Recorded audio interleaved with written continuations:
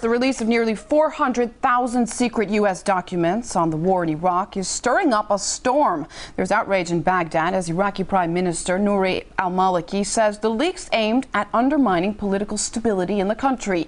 The war logs published by online whistleblower WikiLeaks detailed thousands of Iraqi deaths over the past 6 years. Maliki's brushing aside allegations that death squads under his command were involved in some of the killings. The premier is struggling to hold on to power, being unable to form a government after parliamentary elections in March.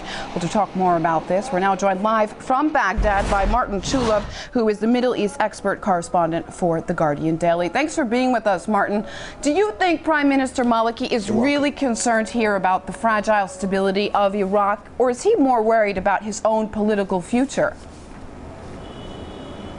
I think the latter. I think these are a series of very damaging allegations for him at a time when Mr. Maliki is trying to cast himself as a man for all the people here. The key theme in the allegations that applied to him was that he had sent counter-terrorism units who were personally accountable to him to do his bidding for him in the community outside the bounds of Iraqi law, or whatever Iraqi law that there was at that time. That is being perceived in some quarters as him using his power to impose almost his sectarian will. So he does have something to think about now. He does have something to fear from a voting public that have been very reluctant to get him back into the top job. Now, we've been getting reports from Iraqi people who are reportedly saying that the revelations published by WikiLeaks come as no surprise. Is that really the case? Look, there were 7-8 years of brutalization here. It was a particularly tough period in Iraq's history, as we all know. I think many of us, those who have covered it and those who have been part of this unwinding series of terribly violent events, have become conditioned to bad news from this war, especially during the years of 2005, 2006 and 2007, when the WikiLeaks leaks actually do tend to focus on. People had known that bad things had happened then. It doesn't appear to be a great surprise that American soldiers have been accused of looking the other way, or indeed sending their detainees to Iraqi brigades which were known for torture and other forms of infamous treatment. So, you know, it has been received as almost like a vindication of what people had known had gone on here, but there are no great surprises about exactly what had happened. Martin, what about the attitudes of Iraqis to the 50,000-strong U.S. assistance force stationed in the country now? Is there any sign that that has changed after this latest WikiLeak?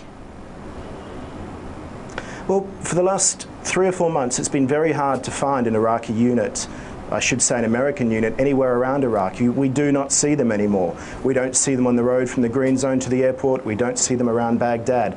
I think there has been a general acceptance that the occupation, as we have known it here since the invasion, is not the same. In fact, it isn't an occupation. It's taking the Americans a couple of weeks to get an appointment with Mr. Maliki and other officials now. They don't act as military overlords, and the Iraqis don't fear them as they did. So in terms of any vengeance that might be wrought against them, I don't think so, because the nature of the whole campaign has changed so dramatically that the Americans don't feature so daily in Iraqis' lives anymore.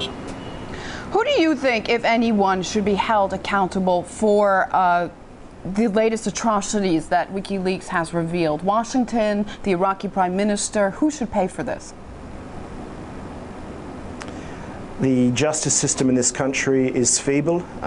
It's not independent. Well, in most quarters it isn't. The institutions are very brittle. The institutions have been run as fiefdoms. A lot of militias were accountable to various ministers. It's going to be very hard to bring people to account in this society for things that had happened 4 or 5 years ago at a time where things were even more chaotic than they are now.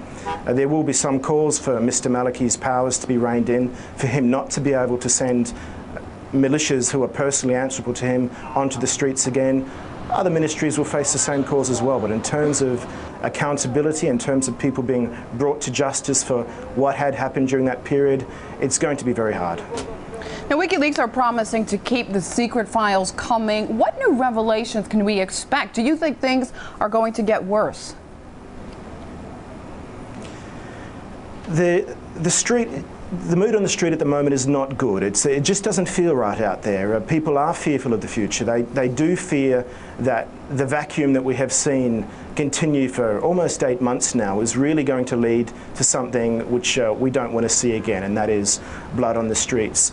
Now, that could change, but it just doesn't seem that things are tracking in the right direction.